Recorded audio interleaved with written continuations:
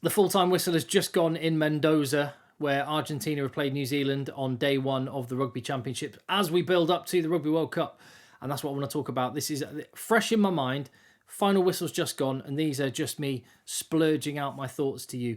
But before we get into that, a reminder that if you're waiting to find out the result or see the game elsewhere or later or whatever, then, well, you better look away now or come back to this later, because I'm going to reveal the result now. And it was an absolute beatdown from New Zealand. A couple of things just on the scoreline itself. Firstly, Emiliano Boffelli did not score that conversion, did he? I mean, he's been credited with it, so as far as he's concerned, well, he did get it, but the ball did not go through the posts. Was that just me seeing that? Anyway, and the other thing, and the main thing I think about with the scoreline is DMAC. Could you not have just got one more of those conversions and it would have been exactly the same score as South Africa, Australia earlier today? Which would have been nice. I tell you what it has done, it's set up next weekend's games beautifully, hasn't it? Because you've got South Africa and New Zealand hammering, wiping the floor with their opponents. They go head-to-head. And you've got Argentina and Australia who need to desperately bounce back. And that's even before you consider the context of it being Eddie Jones up against Michael Cheika. Cannot wait for next weekend already. Set it up beautifully. By the way, I'm Tim. This is Egg Chasers. If you haven't already, I'm hoping that I will earn your subscription on this video. I'd love it. I went past 15,000 subscribers earlier today, which I'm buzzing about. So I would love you to hop on board. I'm going to be at France for the World Cup and bringing you loads of content. So I would love to have your, well, as much as anything, I'd love to have your thoughts in the comments as well. Some of my big takeaways from this game, just aside from New Zealand being generally excellent, one thing I've just want to point, well, actually, I've got a bunch of things. Firstly, New Zealand, you know, one of the spiritual homes of the mullet in the rugby world, the mullet is infecting Argentina. Let me just get rid of this for a second so you can... There you go. There's some fine mullets on that Argentina team. They're getting stuck in as well. Another one of my big takeaways from this game is the value of people with experience. We love the new, young, exciting players. And Emoni Narawa, I can talk about him in a minute. But we've seen today across both of these games the value of experience. And in the South Africa game, Dwayne Vermeulen was a great example of that. And for New Zealand today, Dane Coles was class. And that guy's been there and done it. He hasn't pulled on that jersey for, a couple of years, isn't it? And he just looked awesome. And in a World Cup year, characters like that in your team, worth their weight in gold. So loved watching him. And another big takeaway for me is, and I'm going to speak as an Englishman for a second here, it just put into even more stark relief, if it was needed, that the draw for the Rugby World Cup is a farce. And a farce that, as an England fan, I'm delighted about. Because on the one side, you've got New Zealand, South Africa, Ireland and France and Scotland. And on the other, you've got Argentina, England, Australia and Wales and Japan. And it's unfair. The Rugby World Cup draw is really unfair. Oh, what's happened there? Oh, Dane Coles, he's back. The Rugby World Cup... Oh. What's going on? Never mind.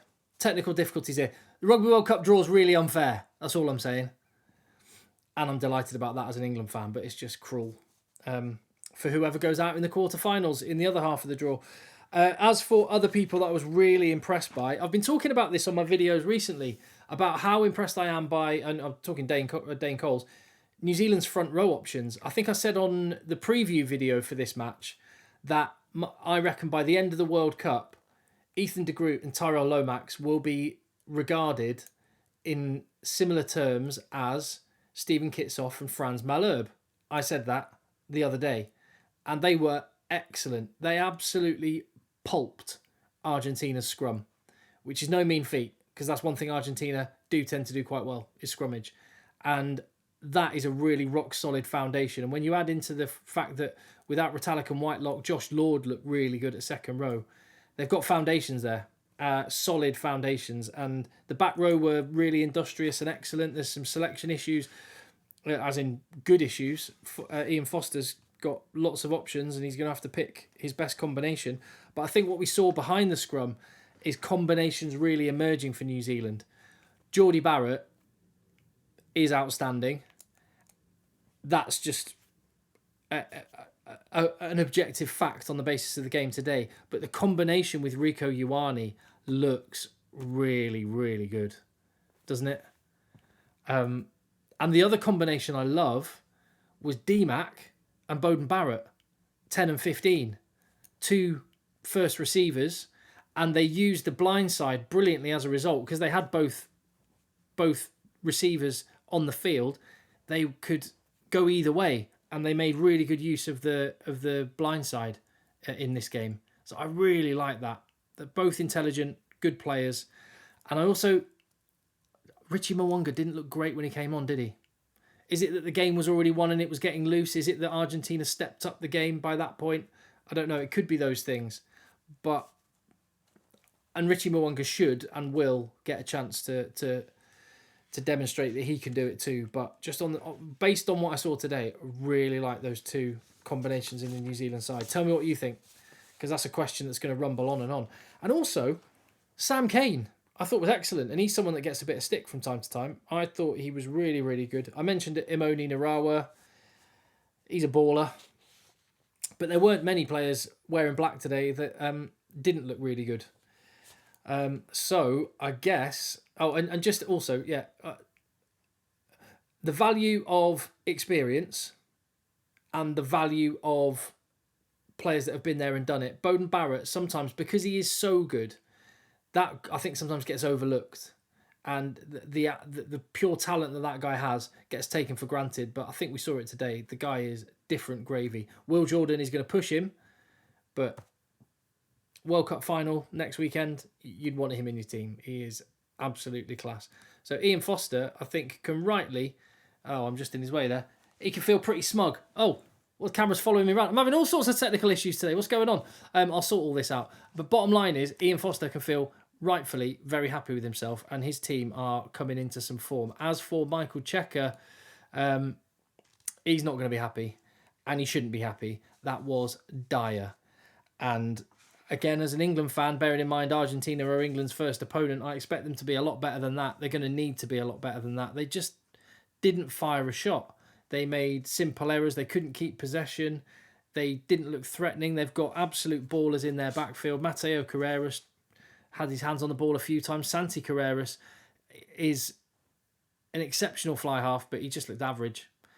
And a big part of that was the fact that New Zealand wiped the floor with them at the breakdown, won the collisions, and were better than them at the set piece, which just goes to demonstrate that however good individual players are, fundamentals are non-negotiable. And today, with South Africa and with New Zealand, we saw that in spades. So really enjoyed the game. Cannot wait for next weekend. There's more going to be coming in the channel, so hit subscribe, leave your comments, and I'll see you on the next one.